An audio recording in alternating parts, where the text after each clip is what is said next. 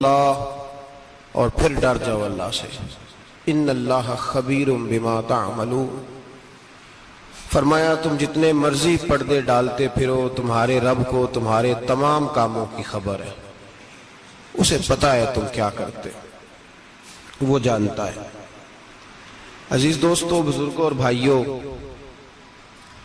قرآن مجید نے دو چیزوں پر بڑا زور دیا ہے، ایک اللہ کو ماننا، اور اللہ کو ماننے کا مطلب ہے نبی پاک کو بھی ماننا۔ اللہ کو ماننے کا مطلب ہے کتابوں کو بھی ماننا، قرآن پاک کو بھی ماننا۔ لیکن دو باتیں آپ کو زیادہ ملیں گی، ایک ایمان، اور اس کے بعد سب سے زیادہ زور ہے ایمان بالآخرت پر، آخرت کو مانو۔ وَمِنَ النَّاسِ مَن يَقُولُ آمَنَّا بِاللَّهِ وَبِالْيَوْمِ الْآخِرِ وَمَا هُمْ بِمُؤْمِنِينَ۔ اللہ فرماتے ہیں کچھ لوگوں کا دعویٰ ہے کہ ہم اللہ اور آخرت پر ایمان رکھتے ہیں، حالانکہ وہ ایمان نہیں رکھتے، دعویٰ کرتے ہیں، نفاق کا مظاہرہ کرتے ہیں، منافقت کرتے ہیں۔ جو اللہ کو ماننے والا ہوتا ہے اس کا رنگ اور ہوتا ہے، جس کو پتہ ہوتا ہے قیامت کے دن اللہ کے حضور کھڑے ہونا ہے، اس کے اعمال یہ نہیں مانتے، کہتے ہیں ہم مانتے ہیں، پر مانتے، دعویٰ ہے کہ ہم مانتے ہیں آخرت کو بھی اور اللہ کو بھی، پر نہیں مانتے۔ قیامت قائم ہونا ضروری ہے، اگر وقوع قیامت نہ ہو تو ظالم کی تو موجیں لگ گئیں، جابر تو موج کرے گا، فاسق اور فاجر تو کہیں گے دنیا میں بھی ہم اپنے اقتدار کے زور پر جیتے رہے، آج بھی ہمیں پوچھنے والا کوئی نہیں۔ عقلاً نقلاً قیامت کا قائم ہونا ضروری ہے۔ قیامت قائم ہوگی تو مظلوم کو اس کے ظلم پر داد رسی کی جائے گی اور ظالم کو سزا ملے گی۔ ایک آدمی ساری زندگی دنیا کے اندر لوٹ مار کرتا رہا، دھوکہ فریب فراڈ کرتا رہا، اس کی راتیں شراب و کباب میں گزر گئیں، وہ مرے اور بات ختم ہو گئی، ٹھیک ہے موج کر کے چلا گیا۔ ایک آدمی ساری زندگی اس نے اللہ تبارک و تعالیٰ کی رضا کے لیے اپنی نظر کی حفاظت کی، زبان کی حفاظت کی، یہاں تک کہ دل کی بھی حفاظت کی، وہ بھی مرے تو معاملہ ختم ہو گیا۔ اس طرح تو پھر سرکش کا کچھ بنے گا ہی نہیں، نظام زندگی ساری اس کی سوچ ختم ہو کے رہ جائے گی اگر قیامت قائم نہیں ہوتی۔ قیامت کا قائم ہونا حق ہے، اس لیے قرآن مجید نے ایک جگہ پہ نہیں 20 جگہ پہ یہ بیان فرمایا ہے کہ قیامت ضرور قائم ہوگی، قیامت، اور وہ قائم ہو کر اپنے سارے لوازمات سمیت قائم ہوگی۔ میرے نبی پاک صلی اللہ علیہ وسلم نے فرمایا مظلوم کو حق ملے گا، ظالم کو سزا ملے گی۔ جابر اس دن اللہ کی بارگاہ میں رسوا کیے جائیں گے، جن پر جبر کرتے رہے انہیں اللہ کے حضور سے عطا کیا جائے گا۔ قیامت کا وقوع ہونا ضروری ہے، اور قیامت تو جب قائم ہوگی تب ہوگی۔ دنیا میں بھی ایسا ہوتا ہے، ظلم کا انجام ٹھیک نہیں ہوتا، جبر کا انجام، جھوٹ کی زندگی لمبی نہیں ہوتی، دھوکے فریب فراڈ ملمہ سازی، ان چیزوں کی عمریں اللہ نے تھوڑی رکھی ہیں۔ وقتی طور پر ظالم کو، دھوکے باز کو، جابر کو جو مہلت ملتی ہے وہ سمجھتا ہے میری سیاست کام کر رہی ہے، وہ سمجھتا ہے میں بڑا دانا ہوں، بڑا چالاک ہوں، دیکھ لو اتنے ظلم کے، جبر کے، دھوکے کے باوجود بنا ہوا ہوں۔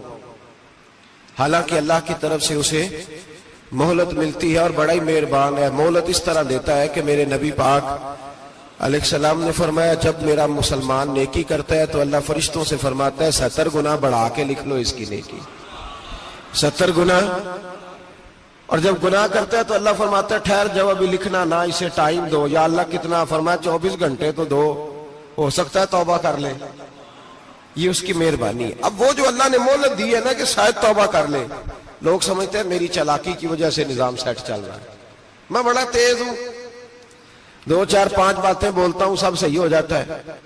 لوگ اس کو اپنی دانائی سمجھ لیتے ہیں، حالانکہ وہ اللہ کی طرف سے۔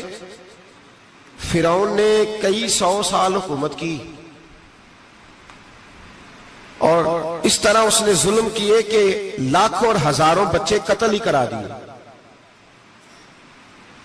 12,000 عورتوں کے پیٹ میں حمل تھا اس نے ضائع کرا دیا۔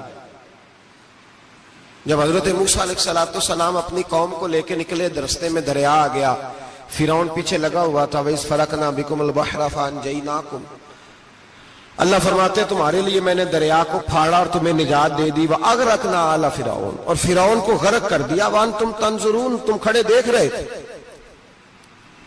اب جب حضرت موسیٰ دریا کے کنارے پہنچے تو فرعون بھی پیچھے آیا۔ فرعون لوگوں سے کہا کرتا تھا کہ میں کہتا ہوں تو دریا چلتا ہے، میں کہتا ہوں تو ہوائیں آتی ہے، میرے حکم کے پابند ہے سارے۔ جاگ رہے نا آپ حضرات، غور فرمائیے گا بات پر۔ دعویٰ تھا اس کا کہ میں کہتا ہوں تو نظام زندگی چلتا ہے۔ اب جب دریا کے کنارے پہنچی حضرت موسیٰ علیہ السلام تو اللہ نے حکم دیا کہ آپ عصا ماریں۔ جناب موسیٰ نے عصا مارا، 12 رستے بن گئے۔ اب حضرت موسیٰ کی قوم گزر رہی تھی تو فرعون سے پوچھنے لگے کہ تو کہتا تھا میرے حکم سے چلتا ہے، تو وہ تو حضرت موسیٰ نے ڈنڈا مارا ہے تو رستہ بن گیا ہے۔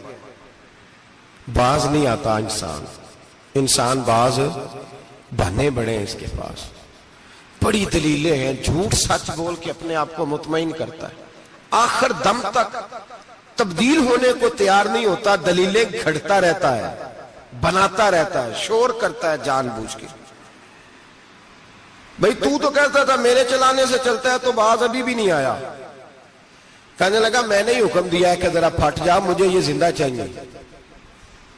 باز رسی جل گئی، بال کہنے لگا میں نے ہی کہا ہے دریا کو کہ یہ مجھے زندہ چاہیے، میرے بھاگے ہوئے ہیں تو اس لیے پھٹا ہے، تو آؤ میرے ساتھ دریا کراس کرے۔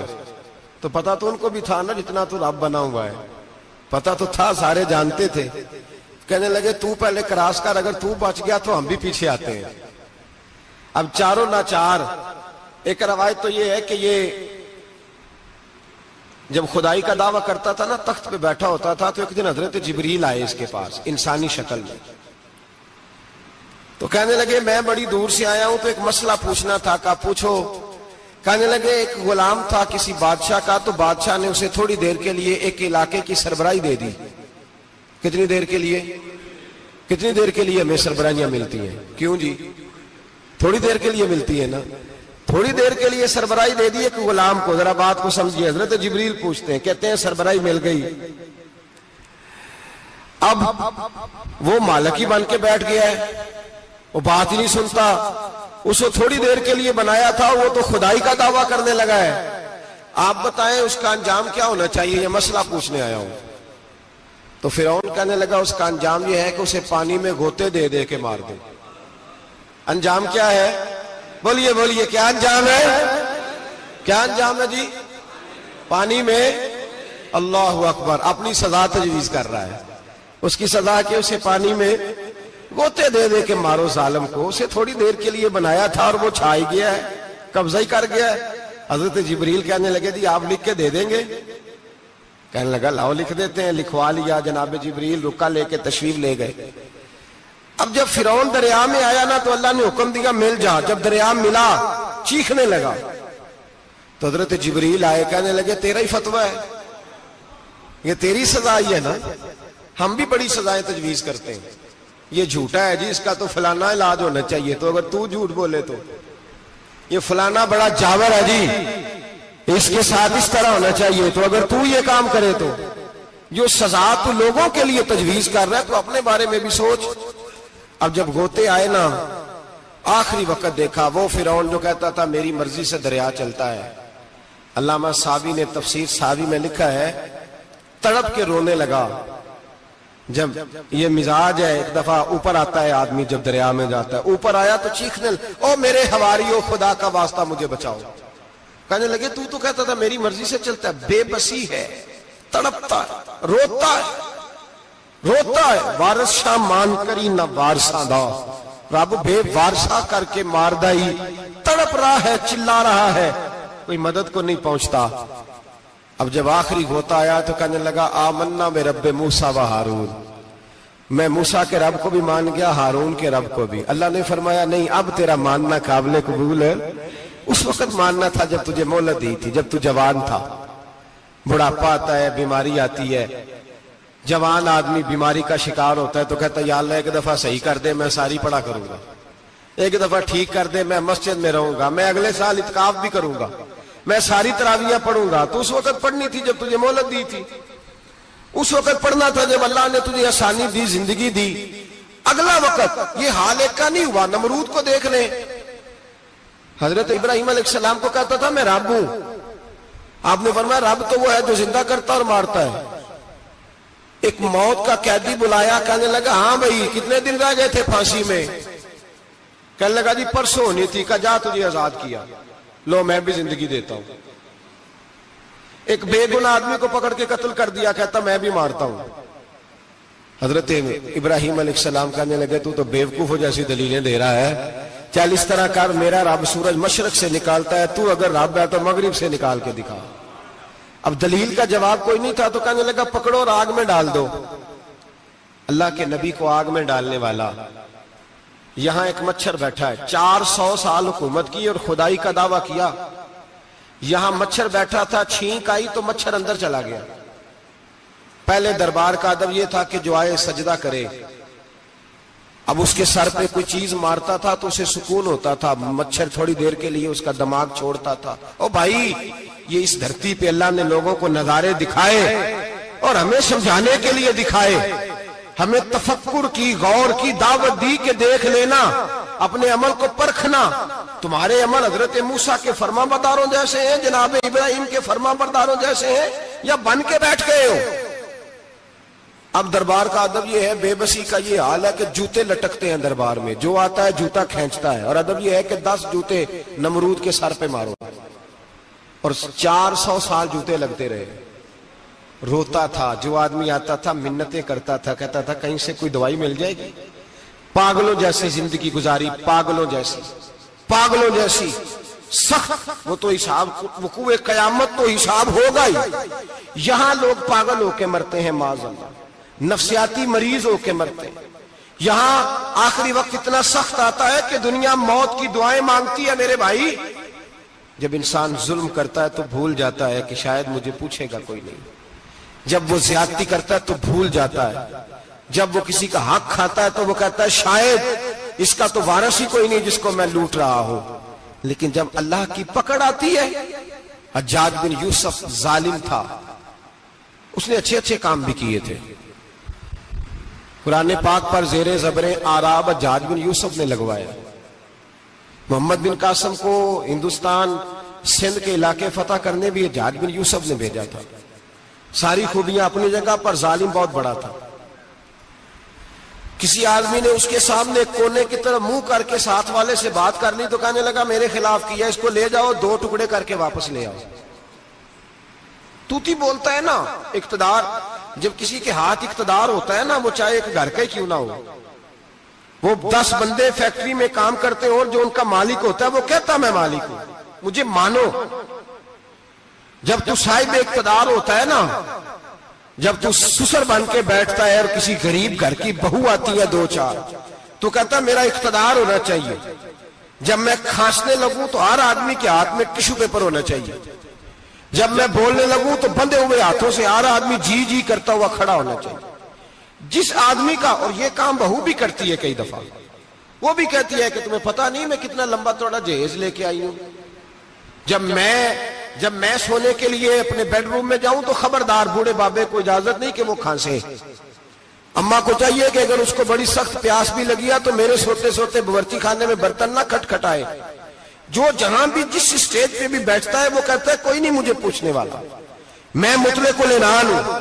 جوان بوڑھوں کا مذاق اڑاتے ہیں، سمجھتے ہیں شاید کبھی بوڑھے نہیں ہونا، مذاق اڑاتے ہیں. تندرست لوگ بیماروں کا مذاق اڑاتے ہیں، شاید کبھی بیمار نہیں ہونا. حجاج بن یوسف ظالم تھا، ظلم کرتا تھا، زیادتی کرتا تھا. حضرت سعید بن جبیر ایک تابعی بزرگ تھے، اتنے بڑے بزرگ تھے کہ ساری رات نماز پڑھتے تھے، سارا سال روزہ رکھتے تھے. ایک دن انہوں نے منبر پہ بیٹھ کے کہا کہ حجاج ظلم سے باز آ جائے ورنہ اللہ کی لاٹھی بڑی بے آواز ہے. اللہ کی لاٹھی، اس کا کیا مطلب ہوتا ہے؟ اس کا مطلب ہے جب رب کی لاٹھی چلتی ہے تو اس کی آواز، جی اس کا پہلے کوئی پیغام، وہ پہلے اعلان نہیں کرتا کہ تگڑے ہو جاؤ لاٹھی چلنے لگی ہے. لاٹھی چلتی ہے پر اس کی آواز، سمجھ آ رہی ہے میری بات کی؟ جمعۃ الوداع کے لیے تشریف لانے والے احباب خاص غور فرمائیے گا. حجاج بن یوسف کو پتا چلا کہ حضرت سعید بن جبیر نے میرے خلاف بات کی، بلا لیا، کہنے لگا تو نے میرے خلاف بات کی ہے؟ فرمانے لگے کی ہے۔ کہنے لگا تجھے پتا ہے میں قتل کر دوں گا؟ آپ فرمانے لگے نہ تو زندگی کا مالک ہے نہ موت کا مالک ہے، تو کیسے قتل کر؟ کہنے لگا تجھے پتا ہے میرا؟ فرمایا میں نے تجھے نہیں، میں نے تو کئی شداد، کئی حماد، کئی قارون، کئی فرعون، کئی نمرود دیکھے، کئیوں کی داستانیں سنی، تو کون ہے؟ تو چھوٹا سا ہے۔ ایک جملہ ہے مولانا جلال الدین رومی کا، بڑے درویش تھے، ایک بات کہہ گئے، کہنے لگے نمرود جتنے پیسے نہیں، فرعون جتنی حکومت نہیں، قارون جتنی دولت نہیں، ورنہ فرمانے لگے میرے زمانے میں بھی کئی لوگوں کا خدا بننے کو دل کرتا ہے، کئی لوگوں کا دل کرتا ہے، لیکن نمرود جتنے پیسے، فرعون جتنی طاقت اور قارون جتنی دولت نہیں، ورنہ ہو سکتا ہے لوگ دعویٰ کر جائیں معاذ اللہ ثم معاذ اللہ۔ یہ آج سے کئی سو سال پہلے وہ کہہ رہے ہیں، آج تو حالات بڑے ابتر ہیں، اس کی نسبت خطرناک۔ فرمانے لگے حضرت سعید بن جبیر تو زندگی موت کا مالک نہیں۔ کہنے لگا پکڑو، قتل کرو اسے، لے جاؤ۔ جب پکڑ کر کھینچ کر لے جا رہے تھے نا تو حضرت سعید بن جبیر مسکرانے لگے۔ اب ظالم کے سامنے مسکرائے تو اس کو بڑا غصہ آیا، یہ میرا مذاق اڑاتا ہے؟ بلا لیا، ادھر آؤ، کیوں مسکرا رہے ہو، کیا ہوا؟ تو حضرت سعید بن جبیر کہنے لگے میں مسکرا رہا ہوں تیری بیوقوفی پر اور اپنے اللہ کی دی ہوئی ڈھیل پر۔ میں مسکرا رہا ہوں کہ یا اللہ کیا بات ہے، کیا تیرا شان ہے، کیسے لوگوں کو ڈھیل دی ہوئی ہے۔ میں مسکرا رہا ہوں تیری بیوقوفی پر کہ تو سمجھتا ہے شاید مجھے پوچھنے والا کوئی نہیں۔ کہنے لگا اس کو باہر نہ لے جاؤ، میرے سامنے قتل کرو۔ ٹھیک ہے جی، قتل کرنے لگے تو حضرت سعید بن جبیر نے منہ کعبے کی جانب کر لیا، انی وجہت وجہی للذی فطر السماوات والارض حنیفا وما انا من المشرکین۔ جب آپ نے یہ آیتیں پڑھی نا کہ میں نے منہ کر لیا ہے اپنے رب کی جانب، کرو مجھے قتل، کہنے لگا نہیں نہیں، اس کا منہ پھیرو، کعبے کی طرف ہو کہ قتل نہ ہو، ہے ظالم پر پاگل ہو گیا ہے۔ حضرت سعید بن جبیر کے حوصلے نے شکست دے دی، ناکام ہو گیا، مخبوط الحواس ہو، کہنے لگا اس کا منہ پھیر دو۔ جب کعبے سے پھیرا تو آپ فرمانے لگے للہ المشرق والمغرب فانما تولى فثم وجه اللہ۔ اللہ فرماتا ہے تو مشرق اور مغرب سارا ہی اللہ کا ہے، جدھر بھی منہ کرو گے ادھر اللہ ہی اللہ ہے، جدھر بھی منہ کرو گے ادھر اللہ ہی اللہ ہے، چاروں جانب۔ پھیر دے جدھر منہ پھیرنا ہے، تو نے پھیر دیا منہ۔ حضرت سعید بن جبیر کے گلے پہ خنجر رکھا تو آپ نے ہاتھ اٹھائے، کہنے لگے اے اللہ میرے بعد اسے کسی اور پر مسلط نہ کرنا، میرے بعد کسی اور پر مسلط نہ، بس میں آخری ہوں۔ جب آپ ذبح ہوئے تو اتنا خون نکلا کہ لوگ کہتے ہیں جتنا اونٹ کے وجود سے نکلتا ہے، تر ہو گیا سارا اس کا دربار۔ ایک سمجھدار آدمی کو بلا کے کہنے لگا اتنا خون میں نے بڑے بندے قتل کرائے ہیں پر اتنا خون نہیں نکلا۔ تو وہ کہنے لگے لوگ مر جاتے، مرتے وقت ڈر جاتے ہیں، سہم جاتے ہیں، خون سکڑ جاتا ہے، لگتا ہے یہ شخص جب دنیا سے گیا ہے تو ڈٹ کے گیا ہے، یہ ڈٹ کے گیا ہے دنیا سے۔ حجاج بن یوسف رات کو سویا تو تڑپ کے اٹھا، کیا ہوا؟ گھر والے کہنے لگے کیا ہوا؟ کہنے لگے سعید بن جبیر خواب میں آیا اور کہتے ہیں اٹھ مجھے بتا تو نے مجھے کیوں قتل کیا، بتا کیوں مارا؟ اگلی رات پھر سویا تو وہی خواب، پھر سویا تو وہی خواب۔ گناہ نفسیاتی مریض بنا دیتا ہے، ظلم تجھے مخبوط الحواس کر دیتا ہے۔ جب تو زیادتی کرتا ہے تو اللہ فرماتے ہیں کہ تو اللہ کو بھولتا ہے، اللہ تجھے اپنا آپ بھلا دیتا ہے، پھر تو بھول جاتا ہے، پھر تو سیدھے رستے پہ چلتا ہے پر بھٹک جاتا ہے، پھر تو صحیح رستوں کا تعین کر کے بھی گمراہ ہوتا ہے، پھر تو روز وہی گاڑی چلاتا ہے پر اب جب تو بریک لگاتا ہے تو نہیں لگتی۔ جب گناہوں کے ساتھ تو مخبوط الحواس ہوتا ہے تو روز وہ کاروبار کرتا ہے، لیکن جب تیرے گناہ تجھے گھیر لیتے ہیں پھر اسی کاروبار میں تو نقصان اٹھاتا ہے۔ حجاج بن یوسف تڑپتا ہے، روتا ہے، یہاں تک کہ بیمار ہو گیا، پیٹ میں درد ہوتی ہے، پتہ نہیں کیا ہوا، تکلیف ہوتی ہے، پتہ نہیں، سارے حکیم، طبیب، ڈاکٹر، کوئی نہ سمجھ سکا کہ بیماری کیا ہے۔ جو بیماریاں خدائی ہوتی ہیں ان کا لوگوں کو پتا، جو آزمائشیں رب کی جانب سے ہوتی ہیں وہ ڈاکٹروں کے ہتھے نہیں چڑھتی، جو تکلیفیں اللہ دیتا ہے ان کا حکیم طبیب علاج نہیں کر پاتے، مشکل، اور شفا اسی وقت ہوتی ہے جب اللہ دینا چاہے، اور جب رب ہی دینا نہ چاہے تو بڑے بڑے ڈاکٹر کہتے ہیں کہ ہمارے بس کی بات نہیں رہی۔ بغداد سے حکیم آئے، پیٹ دیکھا، کہنے لگے نہ تیرے معدے میں کوئی دقت ہے، نہ تیرے جگر میں، نہ کسی اور جگہ، ماجرا کیا ہے؟ ایک آخری علاج ہے، آخری، وہ کیا؟ گوشت کا چھوٹا سا ٹکڑا دھاگے کے ساتھ باندھ کے منہ میں ڈالا، اور پھر ایک باریک سا تنکا لے کے اس کو اندر ڈالنے لگے گلے میں۔ وہ گوشت کا ٹکڑا جب حلق کے اندر اتر گیا، اس حکیم نے واپس کھینچا تو کیسے ایسی بدبو آئی جیسی کبھی سونگی نہ تھی۔ جانور، کیڑے مکوڑے لگے ہوئے باہر نکلے، اور جب دیکھا تو جتنے محل میں لوگ بیٹھے تھے چلاتے ہوئے نکل گئے کہ یہ کیا مصیبتیں ہیں۔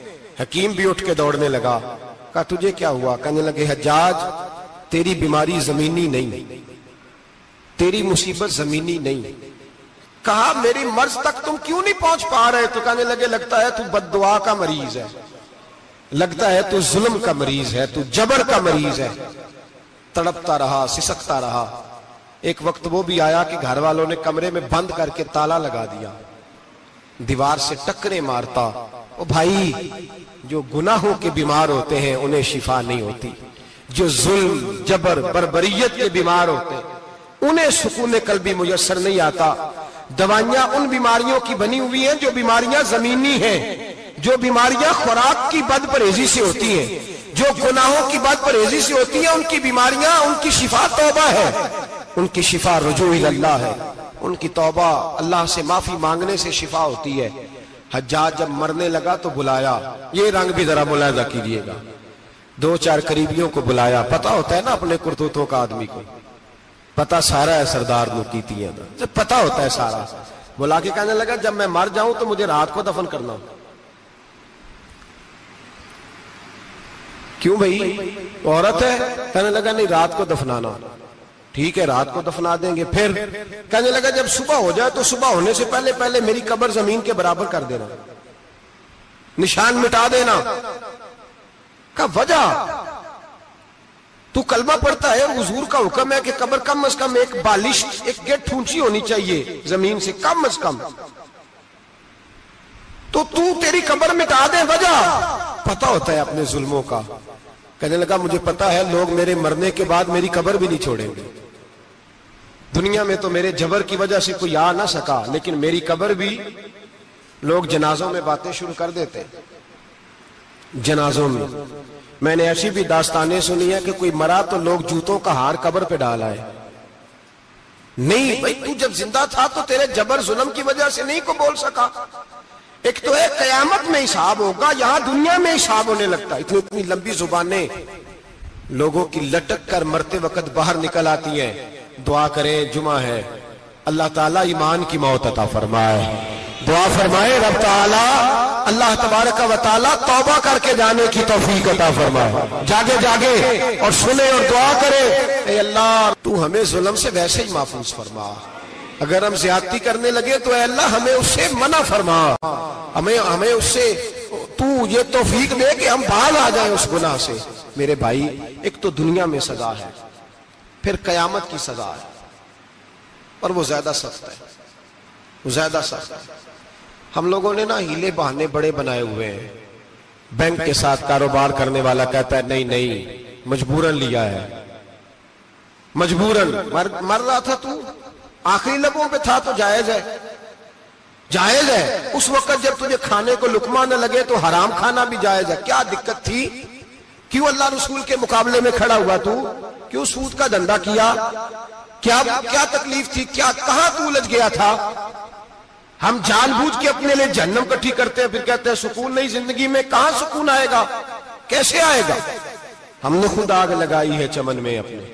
جو قیامت کی سزا ہے، میرے نبی پاک علیہ السلام نے فرمایا رب تمہیں سامنے کھڑا کرے گا۔ اور کس طرح کھڑا کرے گا؟ فرمایا لوگوں کے وجود سے کپڑے اتر جائیں گے، زمین اس طرح دہکے گی جس طرح تانبا زمین پہ رکھا جائے اور آگ جلائی جائے. تانبا دیکھا ہے آپ لوگوں نے؟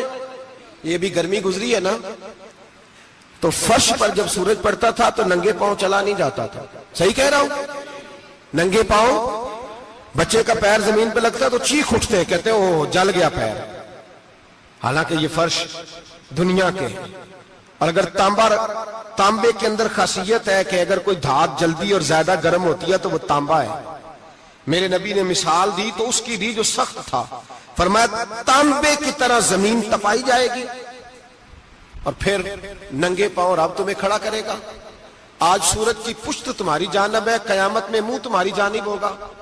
نیزہ آپ نے دیکھا ہوگا, نیزہ ہوتا تھا. فرمایا یہ جو تم نیزے دیکھتے ہو صرف 1.25 نیزے کے برابر سورج قریب آ جائے گا اور پھر اللہ تمہیں سامنے کھڑا کر کے تم سے سوال جواب کرے گا. اور حضور نے کہہ دیا ہے تو اب کسی نعت خواں کے کہنے سے بات بدل سکتی, کسی پیر کے کہنے سے جملہ بدل سکتا, کسی خطیب کے کہنے سے فکر نہ کرنا وہ سامنے جنت پڑی ہے, اب بات بدل سکتی. خدا کی رحمت پر بھروسہ رکھنا ضروری ہے, نبی پاک کی شفاعت کی امید رکھنا, بولیے. لیکن جو حضور نے بیان کیا ہے اس کو ماننا بھی یہ بھی ضروری ہے. میرے نبی پاک نے فرمایا اللہ تم سے حساب لے گا اور اللہ پوچھے گا, تم نے جواب دینا ہے. حضور کس کس شے کا؟ فرمایا جو پہنتے ہو اس کا جواب نہیں دینا, جو کھاتے ہو اس کا جواب نہیں دینا, جو اللہ کے راستے میں دیتے ہو اس کا جواب, باقی ہر شے کا جواب دینا ہے. ادھر جو پلاٹ ہے اس کا بھی جواب دینا ہے, اور جو وہ جو بچوں کو پیسے بتائے ان کا بھی جواب دینا ہے, جو چھپائے ہیں ان کا بھی. ثم لتسألن یومئذ عن النعیم, جو کمیٹی اپنے محلے میں ڈالی ہے اس کا بھی جواب دینا ہے, جو سسرال کے علاقے میں ابا جی سے چوری ڈالی ہوئی ہے اس کا جواب بھی, سب کا جواب دینا ہے. تمام حساب کتاب. اور اللہ فرماتے ہیں میں سامنے کھڑا کر کے ہر سوال کا تجھے ہر سوال کا جواب صاحب. اچھا یہ جو بڑے لوگ تھے وہ حساب سے ڈرتے تھے, ہم چھوٹے لوگ ہیں ہم حساب سے ہم نہیں ڈرتے, ہم کہتے ہیں دیکھی جائے گی. بڑے لوگ جو تھے وہ حساب سے. حضرت ابو بکر صدیق دعا کرایا کرتے تھے, دعا کرو اللہ مجھ سے حساب نہ پوچھے. حضرت عمر فاروق رضی اللہ تعالیٰ عنہ اپنے بیٹے سے کہتے تھے بیٹا اپنے باپ کے لیے رحمت کی دعا کرنا, میں درگزر والا ہوں, میں حساب والا کوئی نہیں. بڑے لوگ ڈرتے تھے, بڑے لوگ. حضرت عثمان غنی قبر پہ کھڑے ہوتے تھے تو داڑھی آنسوؤں سے بھیگ جاتی. غلام کہتے ہیں حضور 3 دفعہ نبی پاک نے آپ کو جنت کی بشارت دی ہے, 3 دفعہ بشارت دی ہے, تو آپ کیوں اتنا روتے ہیں؟ عثمان غنی فرماتے جس رسول نے مجھے جنتی کہا ہے اسی محبوب نے مجھے فرمایا تھا عثمان قبر آخرت کی منزلوں میں سے پہلی منزل ہے. اور آپ فرماتے میرے تو کمرے میں دیا گل ہو جائے تو مجھے ڈر لگتا ہے, اس میں تو مکمل اندھیرا ہے. آپ فرماتے کھڑکیاں بند ہو تو دم گھٹنے لگتا ہے, اس کو تو دروازہ ہی کوئی نہیں, روشن دان تک نہیں. بھائی جو بڑے تھے وہ ڈر رہے تھے. مولا علی شیر خدا نماز کا وضو کر کے کانپتے تھے, کانپتے. علی آپ مرحب کے سامنے نہیں کانپے, خیبر کا دروازہ اکھاڑتے نہیں کانپے, بدر احد خندق حنین اور خیبر میں نہیں کانپے, تو یہاں آپ فرمانے لگے مالک کے سامنے جاتے ہوئے ڈر آتا ہے. بڑے لوگ کانپتے تھے, بڑے لوگ. آج کون سا جمعہ ہے؟ سارے بولیے. حالانکہ یہ اگلے سال دوبارہ آئے گا, ہمارا نہیں پتا کہ ہم ودا ہو جائیں کہ کیا بنے. یہ کون سا جمعہ ہے؟ آیا جمعہ الوداع, آئے ہم پڑھیں. آج ایک فکر لے کر کے جانا, ایک سوچ. جہاں روز رات کو بیٹے کی ٹینشن, بیٹی کی ٹینشن, بھائی کی ٹینشن, پوتے کی ٹینشن ہوتی ہے نا, ایک ٹینشن اور اپنے آج ایک ٹینشن بڑھا لو, قبر کی ٹینشن پیدا کر لو, قیامت کی تھوڑی سی فکر کر لو, تھوڑی سی, ایک لمحے کے لیے صحیح تھوڑا خیال پیدا کرے. حضرت حسن بصری نام سنا ہوا ہے نا, یہ حضرت علی کے شاگرد ہیں. نبی پاک کے گھر میں آ جاتے تھے کئی دفعہ, بچے تھے جب. حضرت حسن بصری تابعی ہیں. فرماتے خانہ کعبہ میں عمرہ کرنے گیا, طواف کعبہ کر رہا تھا تو بڑا عجیب منظر ہوا, رات کی تنہائی ہوئی. اس وقت کئی دفعہ طواف بند بھی ہوتا تھا, اس لیے کہ رش کم ہوتا تھا تو رات کو سب سو جاتے. کہتے رات ذرا گہری ہوئی تو لوگ اپنا اپنا خیمہ لے کے جاتے تھے. اب تو ہوٹل ہے نا تو خیمے لگتے تھے, لوگ خیمہ لے کے جاتے تھے, جہاں جگہ ملتی تھی خیمہ لگا کے رہتے تھے. فرماتے میں رات کو سویا خیمے میں, ایک دردناک آواز آئی, میٹھی ہے دھیمی ہے پر درد بڑا ہے. کوئی رونے والا رو کے کہتا ہے اللہ حساب قیامت میں مجھ سے نہ لینا, اے اللہ تنہائی میں جتنا مرضی حساب لینا پر لوگوں کے سامنے نہ لینا. اور پھر کہتا ہے اللہ فضل تو تب کرے جب تو میرا حساب پوچھے ہی نہ. پھر چند منٹ گزرے تو پھر وہ رونے لگا. میرے کانوں میں آواز آئی, کہنے لگا اے اللہ حساب تو ان کا لیا جاتا ہے جو حساب کے قابل ہوتے ہیں. اعلیٰ حضرت کہتے ہیں نا رضا سے تو کیا حساب لے گا, رضا بھی کسی حساب میں ہے. اے اللہ میں قابل نہیں, مجھ سے حساب نہ لینا. کہتے تھوڑی دیر گزری تو پھر وہ رونے لگا. پھر ذرا سانس سنبھلے تو پھر کہنے لگا اے اللہ میں تو لوگوں کو کوئی بندہ حساب پوچھ لے تو نہیں دے سکتا, میں تجھے کیسے حساب دوں گا. پھر تڑپنے لگا. کہتے تھوڑی دیر گزری تو پھر ایک لفظ انہوں نے کہے رونے والے نے, کہنے لگے اللہ دیکھ تیرے محبوب کا فرمان ہے جو معافی مانگے تو اسے معاف کر دیا کرتا ہے. اے اللہ میں معافی مانگنے آیا ہوں اور مسجد نہیں آیا, میں کعبۃ اللہ ہی آ گیا ہوں. کہتے ہیں وہ اتنا روئے کہ چیخ آئی ان کی, اور جب دھڑام سے کوئی زمین پہ گرا تو میں پریشان ہوا کہ اب تو بے ہوش ہو گیا. فرماتے ہیں میں زور سے اٹھا فٹافٹ اور اس شخص کی طرف بڑھا. میرے دل میں خیال ہے کوئی گناہگار ہے بیچارہ, تو چلو میں بھی دعا کرتا ہوں, اس کو کہتا ہوں بیٹے فکر نہ کر اللہ تیری مدد کرے گا. فرماتے میں گیا اس نیت کے ساتھ کہ میں کہوں گا چلو اٹھو تم بھی دعا کرو میں بھی کرتا ہوں, اللہ ہم سے حساب نہ پوچھے. کہتے میں گیا تو وہ شخصیت بے ہوش پڑی تھی, کالے سیاہ بال ان کے چہرے پہ بکھرے ہوئے تھے. کہتے لوگوں جب میں نے زلفیں ہٹائیں چہرے سے تو میرا وجود کانپنے لگا آسمان ٹوٹ پڑے گا, زمین پھٹ جائے گی, ستارے بکھر جائیں گے, آج بہ جائیں گے سمندر. فرماتے میری چیخیں نکل گئی, یہ کوئی گناہگار تو نہیں, یہ تو حضرت فاطمہ کے پوتے امام زین العابدین ہے, یہ تو امام حسین کا وہ بیٹا ہے جو کربلا میں تنہا بچے تھے. فرماتے میں امام کا چہرہ دیکھا تو بھاگ کے آیا اور میں نے اپنی داڑھی ان کے پیروں کے ساتھ مس کی اور میں نے کہا حضور اٹھئے. امام اٹھے تو میں نے کہا شہزادے تیرے تو اشارے سے اللہ کئی گناہگاروں کو بخشے گا, تیری تو دعا سے اللہ بخشے گا, یہ کیا کر رہے ہو. تو امام زین العابدین کہنے لگے حسن بصری ادھر آ یار, ادھر آؤ بزرگو, میرے دادا کے پاس رہنے والے ہو, میں نے نا آج ہی سنا ہے کہ اس کا عذاب بڑا سخت ہے, آؤ میرے لیے دعا کرو, اللہ پاک مجھ سے حساب نہ پوچھے. کہا حضور نہ کریں.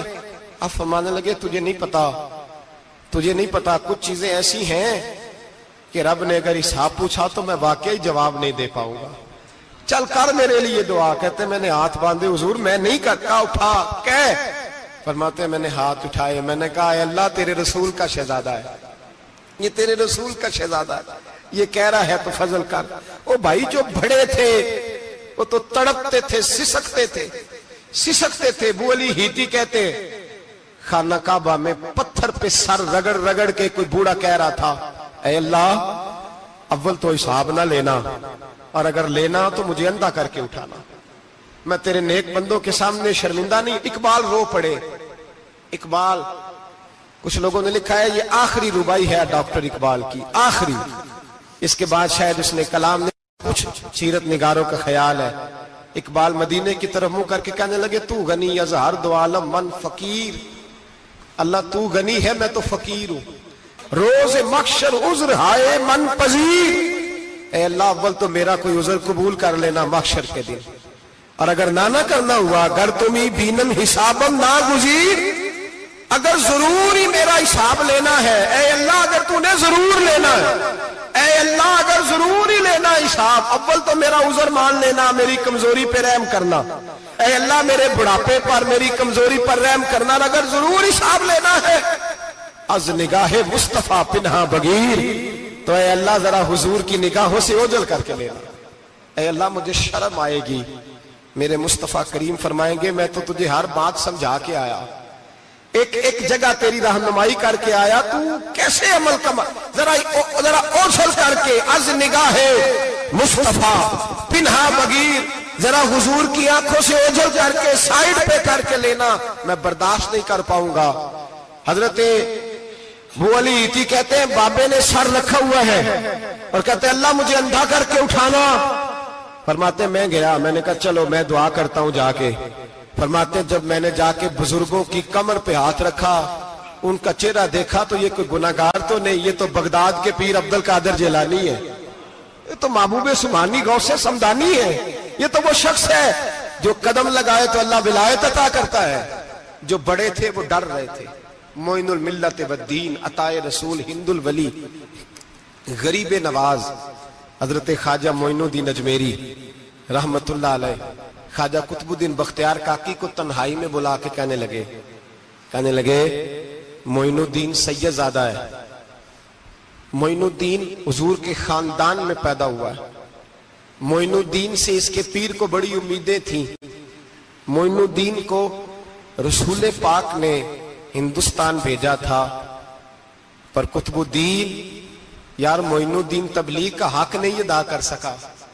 حضرت خواجہ قطب الدین کہنے لگے حضور 90 لاکھ تو مسلمان کر دیے، اور کیا حق تھا؟ فرمایا نہیں، جب تو تہجد کی نماز پڑھے نا بیٹا اپنے لیے دعا مانگنا تو خدا سے کہنا مولا میرے پیر کی کوتاہیاں معاف کر۔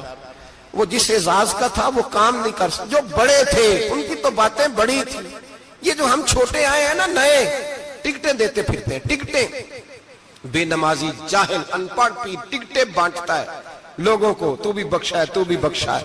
وہ 90 لاکھ لوگوں کو رائے حق پر لگا کے بھی کہتے تھے نہیں حق تو یہ ہے کہ حق ادا نہ ہوا، حق تو یہ ہے کہ حق، کوئی شاہی پلے نہیں، ڈٹا ہوا کھڑا ہے مسلمان، ڈٹا ہوا۔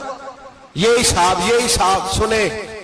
کسی نے حضرت ابو ہریرہ سے کہا کہ کوئی ایسی حدیث سناؤ جو آپ کو بھی بڑی محبوب ہو۔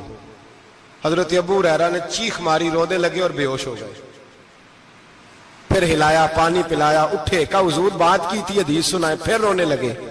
ہمیں تو نہیں نہ رونا آتا، ہمیں تو تب آتا ہے جب بیٹا بات نہ مانے، ہمیں تو تب آتا ہے جب کاروبار میں نقصان ہو جائے، ہمیں تو تب رونا آتا ہے جب ہمارا کوئی دوست ہمارے بارے میں غلط بات کر دے، بے عزتی دنیا کی ہو جائے۔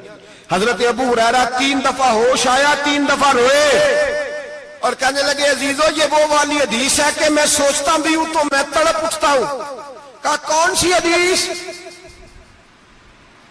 تو حضرت ابو ہریرہ کہنے لگے میں نے نبی پاک سے سنا ہے قیامت میں سب سے پہلے علماء کا حساب ہوگا، سب سے پہلے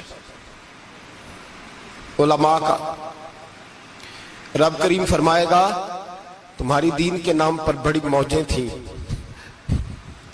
تمہارے بڑے پوسٹر چھپتے تھے، لائنیں بنا کے لوگ تمہارے ہاتھ چومتے تھے، لوگ تمہاری گڑی کو بھی چومنا اپنے لیے سعادت سمجھتے تھے۔ بتاؤ میرے رسول کے نام پر کھانے والوں کیا کر کے آئے ہو؟ عمل بتاؤ، عمل، موج بڑی کی نا تم نے، بتاؤ عمل۔ علماء عالم عرض کرے گا اے اللہ میں جگہ جگہ تیرے رسول کے دین کی بات کرتا تھا، میں قرآن کے درس دیتا تھا، میں راتیں بیدار رہ کے تیاریاں کرتا تھا، میں جو بن سکا کیا۔ رب فرمائے گا نہیں، تو نے تو اس لیے کیا تھا کہ لوگ تجھے پیر صاحب کہیں، مولانا صاحب کہیں، تیرے نعرے لگائیں، تو لگے نہیں پھر تیرے نعرے، پھر لوگوں نے لمبے لمبے القابات پکارے نہیں تیرے۔ حضور سید عالم علیہ السلام فرماتے پہلا حساب اس کا لے گا جو عالم کہلاتا تھا۔ رب پوچھے گا تجھے طاقت دی، ہمت دی، بولنے کی صلاحیت دی، اپنے فضل سے دی، بتا کیا کما کے آیا ہے۔ حضرت ابو ہریرہ روتے ہیں، کہتے ہیں میں بھی تو حدیثیں سناتا ہوں، میں بھی تو عالم ہوں، میرے پیچھے بھی تو لوگ بھاگتے ہیں۔ لوگوں بتاؤ اگر اللہ نے ابو ہریرہ سے پوچھا تو کیا جواب دے گا؟ اللہ فرمائے گا علماء کے لیے بخاری مسلم ہے، انہیں اٹھاؤ اور جہنم میں ڈال دو۔ امام غزالی فرماتے ہیں اگر کسی عالم کو سزا ملی تو سخت سخت عالم کو ملے گی، دعا فرمائیں اللہ میرے جیسے لوگوں کو ہدایت کا رستہ عطا فرمائے، اور جو کہتے ہیں سمجھتے ہیں اللہ اس پر عمل کی توفیق عطا فرمائے۔ فرمایا حضرت ابو ہریرہ نے دوسرے نمبر پر سخی اللہ کی بارگاہ میں کھڑا کیا جائے، مالدار۔ رب فرمائے گا بول، کچھ ایسے بھی تھے جن کے پاس شام کی روٹی نہیں تھی، تجھے میں نے تیری تجوری بھر کے تجھے دولت عطا کی، تجھے وراثت میں میں نے مربے دیے، جائیدادیں دی، بتا۔ وہ کچھ وہ تھے سویرے مزدوری کرنے جاتے تھے، کما کے لاتے تھے، ہزاروں روپیہ تیری بینک میں پڑا تھا، بتا کیا کیا تو نے؟ اے اللہ میں نے مسجد میں دیے، مدرسے میں دیے، 30 دن افطاریاں پکاتا رہا۔ اللہ فرمائے گا تو جھوٹ بولتا ہے، تو سارا کچھ اس لیے کرتا تھا کہ لوگ تجھے سخی کہے۔ ہاں ہاں تیرا اعلان ہوا مسجد میں، لوگوں نے کہا وہ دیکھو کتنے پیسے دے رہا ہے، اس کا وہ دیکھو نام لکھا ہوا ہے ہسپتال کے ایک کونے میں کہ یہ والا بلاک فلاں سیٹھ صاحب نے بنایا، یہ دیکھو لکھا ہوا ہے کہ یہ کمرہ مدرسے کا اس نے بنایا، تو لکھ دیا گیا، نعرے لگ گئے، اب جا دوڑ جا، اللہ جہنم میں پھینک دے گا۔ فرمایا پھر شہید کھڑا کیا جائے گا، ہاں بھئی تجھے طاقت دی، ہمت دی، بتا کہاں خرچ کی، کہاں؟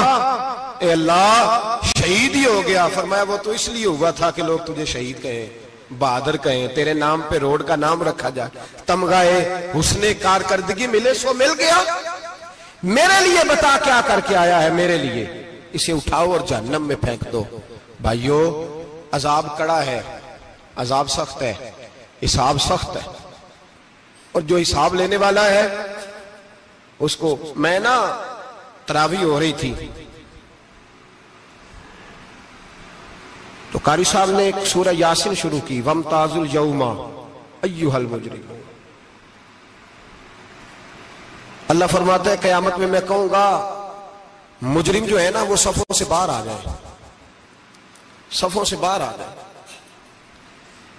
ایک ہمارے فزکس کے ٹیچر ہوتے تھے تو بڑی سخت چھڑی مارتے تھے، تو جب وہ قد بھی بڑا تھا، جلال بھی بڑا تھا، اور اصول بڑے اچھے انسان تھے لیکن سخت تھے، تو مجھے یاد آتا تھا کہ جب وہ سویرے آ کے کہتے جس نے کام نہیں لکھا وہ باہر نکل آئے، دو قسم کی چوٹ لگتی تھی۔ ایک تو خیال یہ آتا تھا کہ شرمندگی بڑی ہوگی کہ سارے سٹوڈنٹ بیٹھے ہیں اور 2 3 4 ان کو کہا وہاں مرغے بن جاؤ، بڑی شرم آتی تھی۔ اور پھر جب وہ مارتے تھے تو اتنا سخت مارتے تھے کہ کئی دن تکلیف رہتی تھی، بتایا نہیں جاتا تھا۔ وہ سٹوڈنٹ بتاتے تھے کہ یار اس سے بچو کسی بھی طریقے، اور کسی کا کام رہ بھی جاتا تھا کہتے تھے اس پیریڈ کی ڈیوٹی سبق یاد کر کے آنا ہے۔ سخت ٹیچر کے بارے میں تیرا میرا یہ رویہ ہے۔ تو یاد آ رہا تھا جب وہ کہہ رہے تھے نا وَامْتَازُوا الْيَوْمَ أَيُّهَا الْمُجْرِمُونَ، تو میں صف میں کھڑا تھا تو 2 قطرے میرے بہہ گئے آنسو کے۔ مجھے ساتھ بچہ کہنے لگا طبیعت ٹھیک ہے، میں نے کہا طبیعت تو ٹھیک ہے، کچھ یاد آ گیا ہے کہ میدان محشر میں یہاں تو چھپے ہوئے ہیں نا عیب، چھپے ہوئے، اور بھائی رب بڑا کریم ہے، عیبوں کے باوجود نوازتا ہے۔ میرا دعویٰ یہ ہے اگر ہمارے عیب کھل جائیں، لوگ ہمیں دھرتی پہ جینے نہ دیں، لوگ جینے نہ دیں، نکال دیں، اپنے بھی ہمیں برداشت نہ کرے، یہ تو اس کا کرم ہے۔ پتہ سارا ہے سردار نو کیتیاں دا، پردہ چپایا ہی تیرا پلا ہو سی۔ وَامْتَازُوا الْيَوْمَ أَيُّهَا الْمُجْرِمُونَ۔ اللہ فرمائے گا مجرم باہر آ جائے۔ یا اللہ کیا ہوگا؟ جب سوال جواب ہوں گے تو رب فرماتے ہیں تیری زبان پہ مور لگا کے بند کر دوں گا۔